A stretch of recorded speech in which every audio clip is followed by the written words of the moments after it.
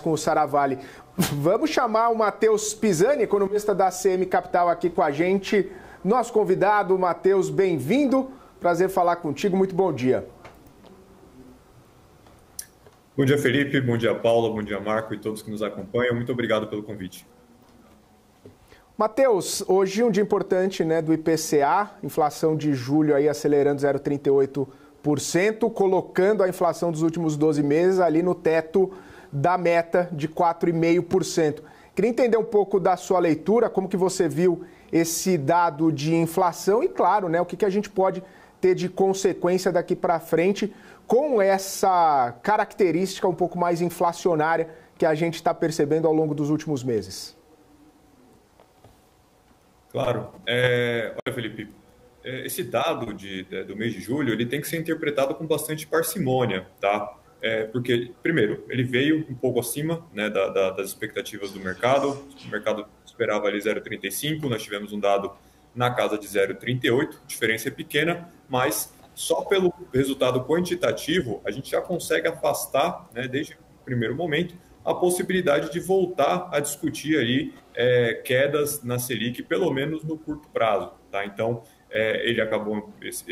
o mensal acabou fazendo com que o acumulado de 12 meses se afastasse um pouquinho mais do que a gente está buscando em termos de regime de metas para a inflação, e como a gente tem visto, essa é uma condição extremamente importante para que o Banco Central volte a discutir o ciclo de queda, tá? Então, essa seria ali a notícia um pouco mais negativa, né, que a gente pode tirar a partir dessa divulgação. Existe um lado um pouco mais positivo, Felipe, quando a gente olha para a composição desse resultado, tá? Ele não necessariamente, por mais que ele tenha vindo um pouco acima das expectativas do mercado, ele não necessariamente teve uma composição tão ruim, tá? E isso a gente pode entender pelas principais altas que a gente viu ali quando a gente analisa os grandes grupos que formam o IPCA, tá? A principal delas veio do grupo de transportes em função do reajuste dos combustíveis, né, especialmente da gasolina. Então isso acabou influenciando bastante nesse resultado de julho, né? Claro, nós tivemos ali um movimento importante relacionado à energia elétrica, né? Então, se a gente inclusive voltar para julho do ano passado, é um cenário completamente diferente, tá? Então, naquele período, nós tínhamos bandeira verde e nós contamos ainda com o benefício do pagamento relacionado a Itaipu. Então, teve um movimento ali muito forte de baixa no preço da energia elétrica em julho do ano passado, e o cenário é completamente oposto esse ano, né? Então, não só nós não tivemos esse benefício relacionado a Itaipu, mas também nós tivemos uma mudança na nossa bandeira, né? E esse é um movimento que a gente tem que ficar atento, sim, que pode acabar ali impactando as projeções e até as expectativas do mercado daqui para frente, né? Então, afora isso, nós tivemos alguns movimentos ali que são relativamente interessantes, tá? Julho, ele é um mês que conta com um elemento sazonal muito forte, né? Principalmente no setor de serviços.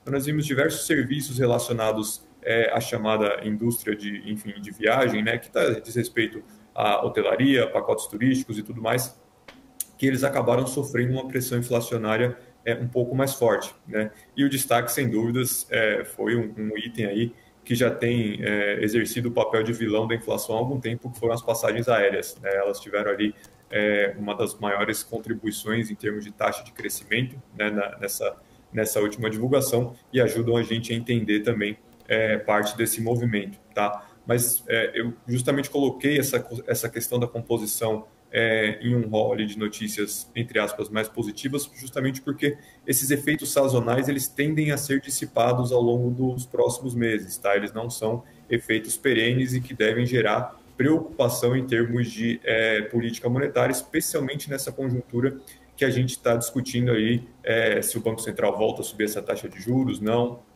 qual vai ser o patamar terminal dessa Selic, né? Então, acho que essa divulgação, por mais que ela não tenha tido um caráter tão positivo assim do ponto de vista quantitativo, quando a gente olha essa composição, a gente vê que vários dos movimentos ali transcorridos ao longo de julho, eles não devem perdurar ao longo do ano, tá? Então isso também acaba tirando um pouco do viés negativo do IPCA de julho. Matheus, Paula Moraes falando contigo, obrigada pela presença. Queria entender um pouco também, né, da sua leitura, entrando ali um pouco mais em relação ao dado do IPCA, considerando ali que tanto serviços quanto bens industriais apresentaram desempenhos significativos nesta composição aí do IPCA de julho. Você vê esses setores, de fato, continuando a pressionar a inflação para os próximos meses? Isso, de alguma forma, pode influenciar a meta de inflação para 2024? Perfeito. Acho que no caso dos serviços, Paula, e também é um prazer falar contigo, no caso dos serviços, ele vai muito em linha com o que eu acabei de mencionar, tá? O grosso dos serviços que sofreu pressão inflacionária ao longo de julho, ele tem um caráter sazonal, tá? Não necessariamente é algo perene ou principalmente aqueles serviços que sofrem mais de inércia inflacionária, né? Essa categoria de serviços aí sim, se a gente visse um IPCA com essa composição, né, com uma alta de serviços que tem uma característica de inércia inflacionária, aí a gente poderia sim estar um pouco mais preocupado. Não foi o caso, tá? Acredito que já em agosto a gente vai ter uma reversão importante desse movimento, né? E aí ao longo do ano, enfim, a coisa ela tende a se normalizar, principalmente no setor ali de serviços que tem apresentado uma trajetória ali, ainda que não ideal, mais significativa de arrefecimento nos últimos meses, claro, contando aí com algumas, enfim, com alguns outliers, como por exemplo as passagens aéreas que eu mencionei, tá? No caso dos bens industriais, Paulo, a gente teve uma questão muito pontual ali no mês de julho que está relacionada aos automóveis, né? Então, os automóveis eles acabaram apresentando um comportamento ali um pouco diferente do que a gente tinha visto ao longo dos últimos meses, né? Em junho eles tinham apresentado um comportamento mais ameno, então tem alguma questão ali de carregamento estatístico também que acabou resvalando no resultado de julho, mas no geral eu acredito que o cenário ele não é preocupante, especialmente para os bens industriais, né? Então nós tivemos um ano de 2023 que ele foi muito bom, né? A grande parte desses componentes rodando no campo deflacionário, né? A primeira metade do ano de 2024 ela também não pode ser considerada ruim, né? Ainda que não tão boa quanto no ano anterior. E eu acredito que essa tende a ser uma característica desse grupo até o final do ano, né? Porque a gente tem que levar em consideração o que efetivamente move o preço dos bens industriais, especialmente na conjuntura atual, né? Se a gente olhar do lado da oferta, nós não temos mais os problemas que nós tivemos em outros anos relacionados às cadeias produtivas, né? Interrupção nas cadeias globais de produção e tudo mais, no escoamento dessa produção, como aconteceu ali no final do ano passado, né? E quando a gente olha para o lado da demanda, acho que o cenário ele pode ser ainda mais animador, porque o fato dessa Selic ela ser mantida em um patamar elevado, ainda que a gente não esteja discutindo aqui necessariamente se ela vai voltar a subir ou não, o fato dela estar no patamar onde ela está atualmente, que é um patamar super contracionista, isso por si só já inibe o consumo desse tipo de bem, né? Principalmente dos bens industriais, já que aqui no Brasil, dado o nível médio de renda da nossa população, consumir bens industriais está praticamente, enfim, via de regra, atrelado a endividamento, né? A tomar crédito em instituições financeiras e tudo mais. E em um cenário em que os juros eles estão mais elevados e que as pessoas ainda não estão realmente dispostas a voltar a consumir esse tipo de bem de maneira mais vigorosa, como nós vimos em outros momentos do passado, acho que isso traz, sob a perspectiva da inflação, um cenário um pouco mais otimista, né?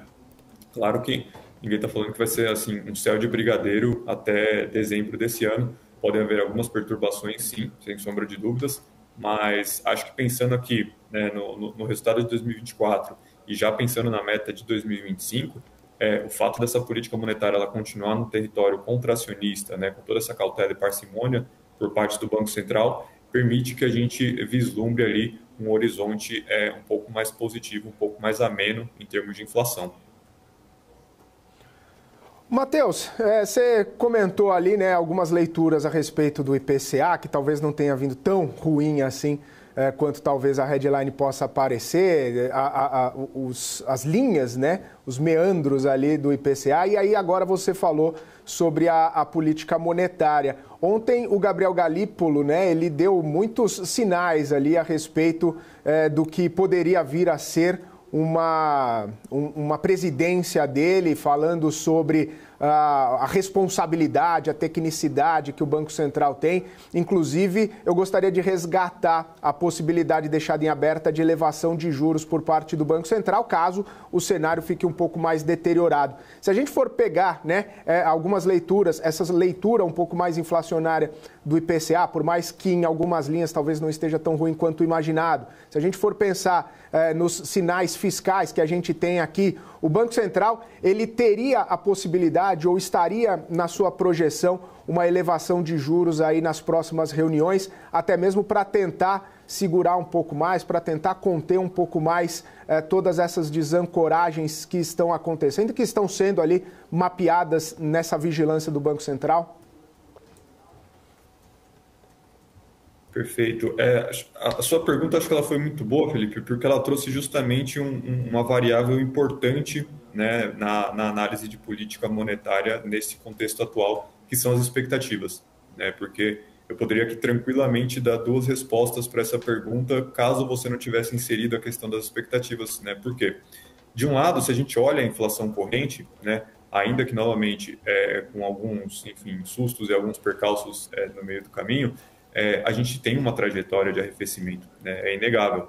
Ela está mais lenta hoje, né, do que já foi há um ano atrás, por exemplo, mas fato é que ela existe, né? É um comportamento inflacionário muito mais positivo do que nós tivemos há um ano e meio, há 2 anos atrás. Então, o papel da política monetária ele tem sido cumprido, e se a gente olhar única e exclusivamente do ponto de vista dos resultados correntes, acho que um cenário ali de alta na Selic ele estaria completamente descartado, né? Agora, quando a gente coloca essa questão das expectativas no debate, aí sim a resposta ela muda um pouquinho de teor, né?